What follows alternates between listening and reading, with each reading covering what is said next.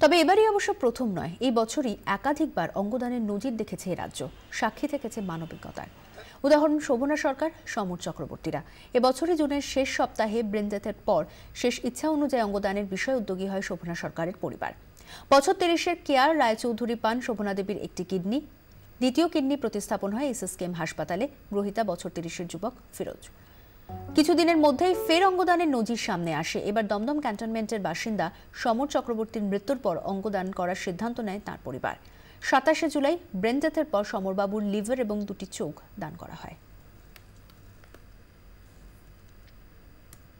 এবার চোখ রাখবো অন্য খবরে। বাড়িতে ডেঙ্গিতে আক্রান্ত সন্তান, বাইরে দেদার ফাটছে শব্দবাজি। প্রতিবাদ করেন অসহায় মা। কপালে জুটেছে শাসানি, পেটে পড়েছে লাথি। প্রত্যন্ত কোনো গ্রাম নয়, খাস কলকাতার বেলঘরিয়ার ঘটনা। হামলার শিকার কলকাতা পুরসভা ইঞ্জিনিয়ার সোমা দাস এবং তার স্বামী তমাল দাস।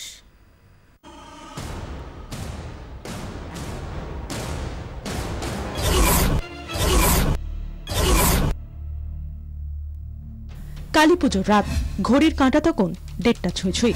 ডেঙ্গি জ্বরে পড়ছে ৩ বছরের মেয়েটা। দিশেহারা দাস দম্পতি বুঝতেই পারছিলেন না কি করে সামাল দেওয়া যায়। এমন সময় আচমকাই চকলেট বোমার কান ফাটানো শব্দ।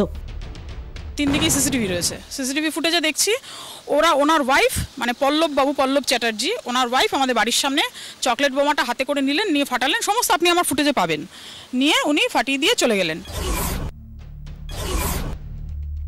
সিসিটিভির ফুটেজ দেখে তমালবাবু বুঝতে পারেন বাজি ফাটিয়েছেন প্রতিবেশী পল্লব চ্যাটার্জির স্ত্রী। পল্লবকে সে কথা বলতেই শুরু হয় হুমকি শাসানির পালা। স্থানীয় আজাদ হিন্দ সংঘ ক্লাবে ডেকে পাঠানো হয় তমালবাবুকে। এরপর মেয়ে এত অসুস্থ হয়ে পড়ে বেলা ১টার সময় আমরা ডক্টর পাপিয়ার কাছে যাই। ফিরে এসে শুনি ছেলের কাছে ওই পাপার স্ত্রী আর ওই আজাদ হিন্দ সংঘের কিছু লোকজন নিয়ে এসে বলে যায় যে তোমার বাবাকে রাত ৮টার সময় ক্লাবে যাবে, হ্যাঁ সেখানে বিচার হবে, না হলে না বললো যে না যেতে বলবে, না হলে খুব খারাপ হবে। অসুস্থ সন্তানকে ফেলে ক্লাবে যেতে পারেননি তমালবাবু, আর তার ফল হয় মারাত্মক। রাত ৮টা নাগাদ অভিযুক্ত মহিলার নেতৃত্বে তমালবাবুর বাড়িতে চড়া হয় ১০-১৫ জন। কেন তিনি ক্লাবে যাননি চাওয়া হয় জবাবদিহি। শুরু হয় শাসানির পালা। 8:30 নাগাদ পাড়ারই কিছু ছেলে এসে বেল বাজাচ্ছে বাড়িতে। বেল বাজাচ্ছে কেন, যায়নি কেন তমালদা যায়নি কেন। বারান্দায় গিয়ে বললাম যে ভাই আমার বাচ্চাটার প্রচণ্ড জ্বর, তোমরা এখন এসব নিয়ে প্লিজ কোনো কথা বাড়িও না, এসব আলোচনা পরে হবে। আমাকে এখন বাচ্চাটাকে নিয়ে যেতে হবে, ও খুব ব্যস্ত। না যেতে হবে, ক্লাবে কেন যায়নি, আগে ক্লাবে আসতে হবে, ওকে যেতে হবে, গিয়ে ওনার পায়ে ধরে ক্ষমা চাইতে হবে ওয়াইফের। আমি বললাম যাবে না। না, এখানেই শেষ নয়। দাদাগিরির ক্লাইম্যাক্স পরে রাত 9:15টায় বাড়িতে ঢুকে সোমাদেবীর পেটে শটাং লাথি মারে পাড়ারই এক যুবক। প্রায় 15-20টা ছেলে দরজার সামনে। বলতেই পাশের বাড়ির সৌমেন্দ্রনাথ ব্যানার্জি, সে এসে আমাকে একটা লাথি মারলো মুহূর্তে। আমি তো তৈরি ছিলাম না, আমি পড়ে গেছি।